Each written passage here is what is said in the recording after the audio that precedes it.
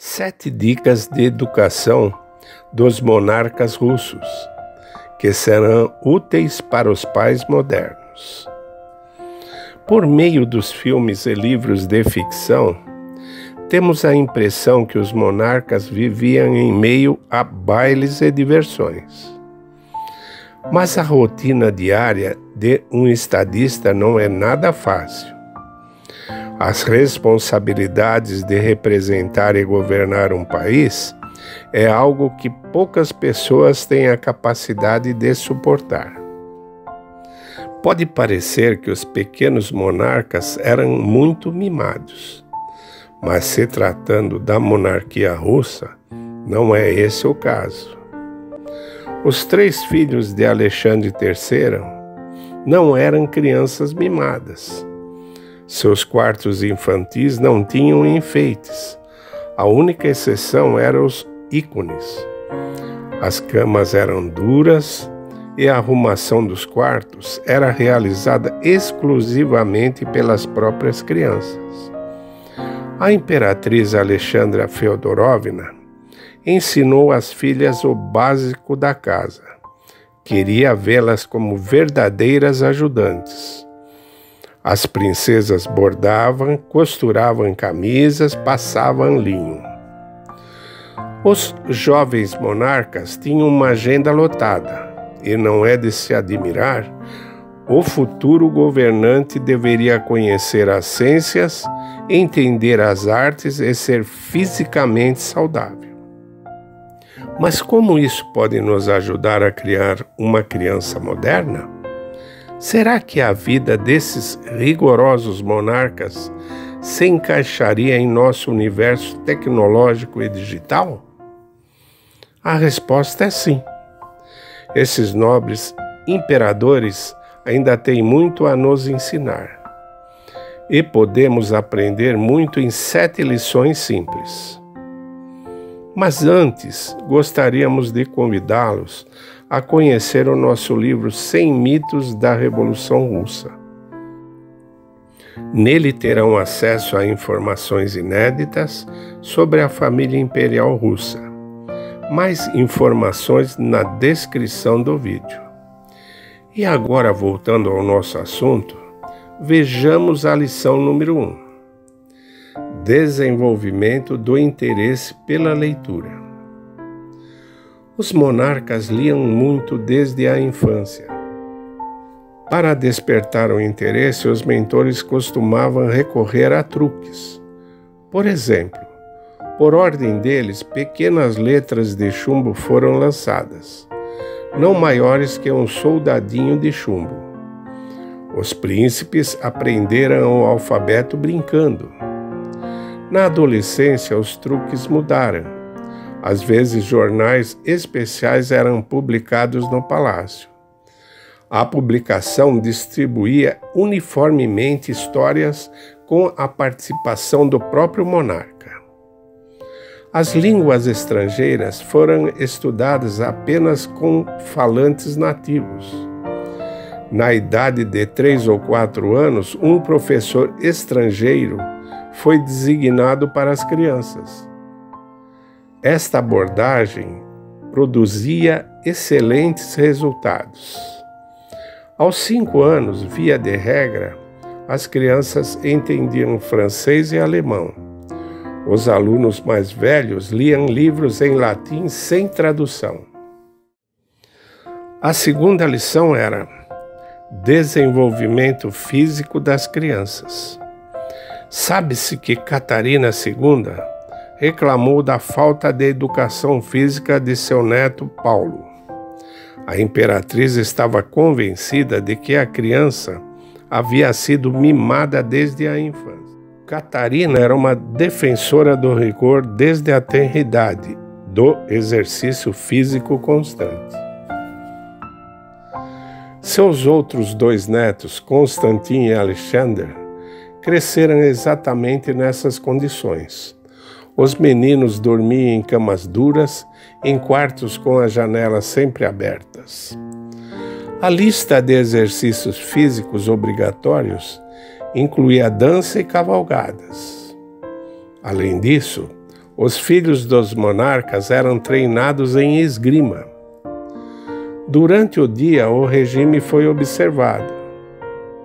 Os monarcas dormiam, estudavam, treinavam e comiam estritamente de acordo com o horário. A terceira lição era educação para o trabalho. Um item obrigatório no sistema de educação dos monarcas era o trabalho manual. Por algum tempo, os príncipes se tornaram pintores, carpinteiros, cocheiros. As crianças poderiam facilmente ser enviadas para capinar o jardim. O trabalho voluntário estava na agenda dos monarcas em ascensão até 1918. As formas de engajamento também foram específicas. Um exemplo, a oportunidade de ajudar financeiramente quem precisa. A quarta lição era princípios sociais de educação. Desde o final do século XVIII, a comunicação com outras crianças tornou-se um dos componentes obrigatórios da educação. Os alunos de todas as classes sociais estudavam no palácio, junto com o futuro monarca. A seleção era por sorteio. Os príncipes herdeiros estudavam também com crianças de outras camadas da sociedade. Os mentores permitiam que eles brincassem juntos, praticassem educação física e trabalhassem. O foco não estava apenas no desenvolvimento de habilidades sociais. Um papel importante foi desempenhado pelo clima de competição, que não poderia estar no treinamento individual. A quinta lição era dar o exemplo. Dizer o que outras pessoas precisam fazer é fácil, mas tomar atitude e fazer para ser exemplo não é tão fácil assim. Não há quem nunca ouviu alguém dizer: falar é fácil, difícil é fazer. Se não fizermos aquilo que pedimos ou exigimos, é muito provável que os ensinamentos não tenham uma boa consequência. Tudo isso é fruto de algo que acontece sempre em todas as famílias. As crianças prestam atenção e se fixam em tudo o que os seus pais fazem. Esse é o caso do imperador Alexandre III, que tinha o estranho passatempo de cortar lenha. E todos os seus filhos e filhas, ao vê-lo com uma serra, também se interessaram e aprenderam rapidamente a serrar. Na família, em geral, eles eram muito incentivados a fazer algo com as próprias mãos.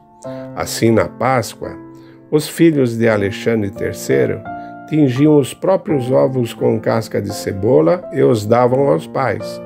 E esses presentes eram mais caros para o casal imperial do que os preciosos ovos de Fabergé.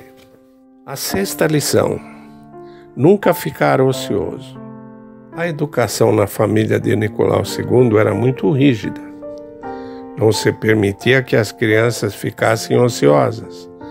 Elas estavam sempre ocupadas, fosse estudando, bordando, praticando esportes, caminhando, brincando, lendo. Sobre isso escreveu a imperatriz Alexandra Feodorovna. Mesmo que não gostamos, devemos fazer com amor e carinho, e deixaremos de ver o que é desagradável para nós. As meninas não tinham tempo de ficar entediadas, e essa habilidade foi muito útil para eles, quando a família estava presa em Ekaterimburgo. As granduquesas, com o pai, plantaram um jardim em Tobolsk, serraram e cortaram madeira, bordaram, ensinaram cenas de teatro e, o mais incrível, não pararam de aprender. A 7ª lição: educação religiosa. A imperatriz Alexandra Feodorovna acreditava que a educação religiosa era a base para a educação dos filhos. Segundo ela, Deus vem primeiro aos filhos por meio do amor de uma mãe, porque o amor materno pode, assim dizer, incorpora o amor de Deus. Ela também afirmou: a educação religiosa é o presente mais rico que os pais podem deixar para seus filhos, escreveu a imperatriz em seu diário. E atualmente podemos afirmar a mesma coisa. Afinal, o núcleo espiritual é a base de um indivíduo moralmente saudável, em qualquer país e em qualquer época. Também não devemos esquecer que a literatura espiritual era um dos poucos consolos durante o tempo de confinamento.